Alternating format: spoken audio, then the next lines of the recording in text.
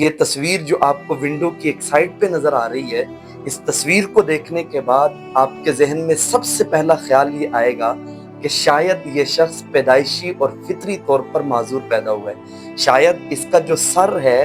جو سر کی ایک سائڈ نہیں ہے، شاید پیدائشی اور فطری طور پر یہ ناکارہ سر کے ساتھ پیدا ہوا ہے۔ حالانکہ ایسا نہیں ہے۔ یہ غزہ کا خوبصورت ترین نوجوان تھا، باصلاحیت ترین نوجوان تھا، خوبرو نوجوان تھا، اور اس کا جرم یہ تھا کہ یہ صحافی تھا۔ یہ غزہ کی آواز دنیا تک پہنچاتا تھا، یہ غزہ کا درد دنیا کو دکھایا کرتا تھا، اور اس درد اور اس آواز پہنچانے کی وجہ سے صہیونی ریاست کی خونخوار فوج نے گزشتہ سال 2025 جون کے مہینے میں اس خوبرو نوجوان جس کا نام مجاہد بنی مفلح ہے، اس کو گرفتار کیا، اور گرفتاری بھی بغیر کسی وجہ کے ڈالی۔ کوئی جرم نہیں تھا، کوئی وارنٹ نہیں تھا، کوئی پیشگی اطلاع نہیں تھی، اور اس شخص کو رات کی تنہائیوں میں، تاریکیوں میں اس کے گھر پر چھاپا مارا، اور اس کو ہتکڑیاں لگا کر مجرموں کی طرح گھسیٹتے ہوئے، تشدد کرتے ہوئے اس کو جیل کی طرف لے جایا گیا، اور پورے 14 مہینے تک اس کی کوئی خبر نہیں تھی، زندہ ہے یا مر چکا ہے۔ اس پر کوئی اسرائیلی عدالت میں کیس بھی نہیں چلا، صرف تشدد کیا گیا، جنسی تشدد کیا گیا، اس کے سر پر تشدد کیا گیا، اور تشدد کے بعد اسرائیلی جیل سے رہائی کے بعد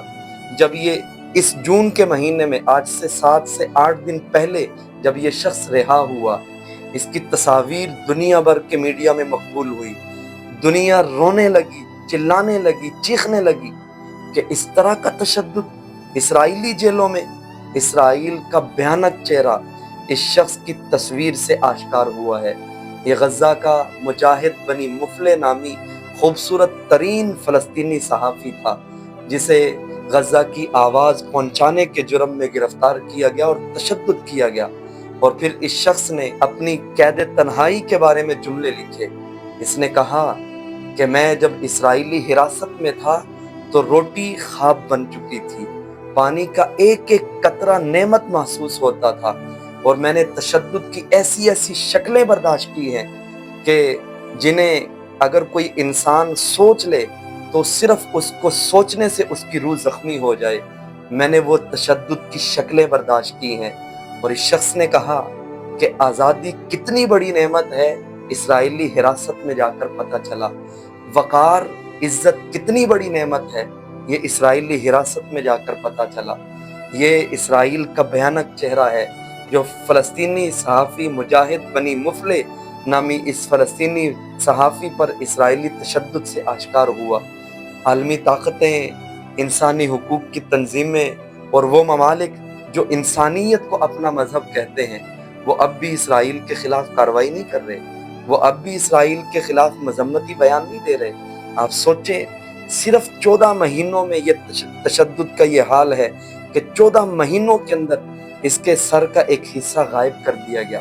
اور پھر رہائی کے صرف 2 دن بعد جب یہ گھر پہنچا تو 2 دن بعد اس شخص کی شدید طبیعت خراب ہوئی،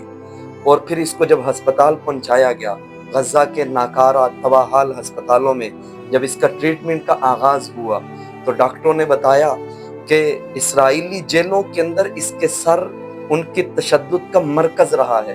جس کی وجہ یہ تھی کہ یہ غزہ کا درد، غزہ کی آواز دنیا تک پہنچاتا تھا۔ اسرائیل نے اس کے دماغ کو ڈیمیج کرنے کی کوشش کی ہے، ناکارہ بنانے کی کوشش کی ہے، تاکہ یہ غزہ کی آواز، غزہ کا درد دنیا کو نہ دکھا سکے۔